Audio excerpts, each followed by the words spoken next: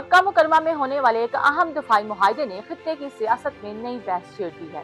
Pakistan, Saudi अरब और तुर्किया अब दफाई ताउन के लिए एक नए फ्रेमवर्क में इकट्ठे हो गए हैं। सऊदी अरब की माशी ताकत, तुर्किया की मजबूत फौजी सलाहियत और पाकिस्तान की जोहरी कुव्वत, अगर ये तीनों एक स्ट्रेटेजिक प्लेटफॉर्म पर आगे बढ़ते हैं तो इसके असरात सिर्फ मशरिक वुस्ता तक महदूद नहीं रहेंगे। लेकिन असल सवाल ये है कि इस मुआहदे की अहमियत क्या है और इसके पीछे मुस्तकबिल की क्या हिकमत अमली है। नाज़रीन, जुम्मे को मक्का मुकरमा में एक अहम पेश रफ्त हुई जिसने पाकिस्तान, सऊदी अरब और तुर्किया के ताल्लुकात को एक नए दिफाई मरहले में दाखिल कर दिया। तीनों ममालिक ने मुश्तरका दिफाई ताउन के मुआहदे में शमूलियत अख्तियार की है। ये पेशरफ्त इसलिए अहम है कि पाकिस्तान, सऊदी अरब और तुर्किया पहले ही तारीखी, मजहबी, सियासी और दफाई ताल्लुकात रखते हैं, लेकिन अब इन ताल्लुकात को एक नए स्ट्रेटेजिक फ्रेमवर्क में आगे बढ़ाने की कोशिश की जा रही है। अगर तीनों ममालिक की मजमूई ताकत को दिखाया जाए तो तस्वीर खासी अहम नजर आती है। सऊदी अरब खित्ते की बड़ी मुआशी और तवानाई की ताकत है, तुर्किया एक बड़ी फौजी कुव्वत है और नेटो का अहम रुकन है, जबकि पाकिस्तान मुस्लिम दुनिया की वाहिद जोहरी ताकत है। यानी तीनों ममालिक के पास अपनी अपनी नौयत की ऐसी ताकत मौजूद है जो इस शराकतदारी को गैर मामूली अहमियत देती है। सऊदी फरमारवां शाह सुल्तान बिन अब्दुल अजीज ने भी इसी मुआहदे की अहमियत पर जोर देते हुए इसे तवील अलमदनी दफाई शराकतदारी करार दिया है। इसके मुताबिक ये ताउन इलाकाई चैलेंज से निमटने और खित्ते में अमन और इस्तेहकाम के लिए कोशिशों को मजीद मजबूत करेगा। लेकिन यहाँ एक बात समझना बहुत जरूरी है, इस मुआहदे के बारे में बहुत ज्यादा कयास आराइयां करने की बजाय इसके बुनियादी सियासी और दफाई महफूम को समझना ज्यादा मुनासिब होगा।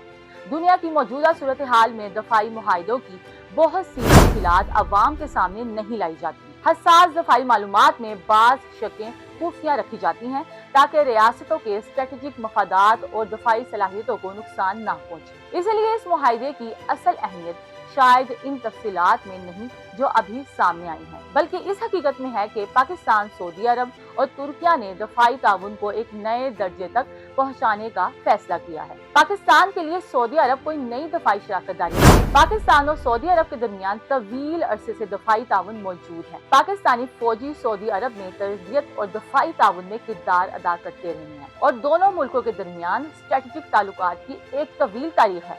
अब इस दो तरफा ताउन में तुर्किया की शमूलियत इसे एक नए सफिर की फारत में ले आती है और यही इस पेशरफ्त का सबसे अहम पहलू है। दूसरी तरफ पाकिस्तान की दफाई ताकत में चीन और तुर्किया पहले ही अहम शराकतदार हैं। चीन के साथ पाकिस्तान ने जंगी तैयारों, missile systems, air defence, drones और जदीद दफाई टेक्नोलॉजी समेत कई शोबों में ताउन बढ़ाया है। थंडर इस ताउन की JF-17 एक नुमाया मिसाल है।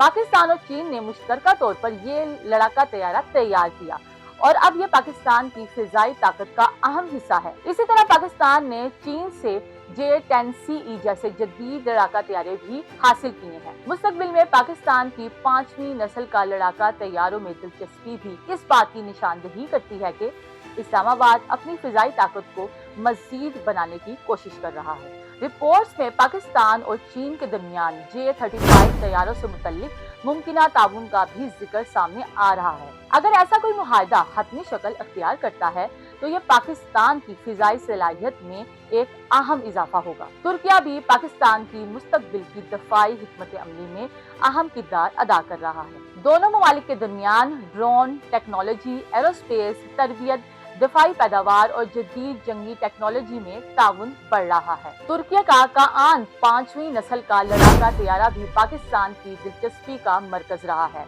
इसी हवाले से कामरान खान ने एक दिलचस्प वाकया बयान किया है।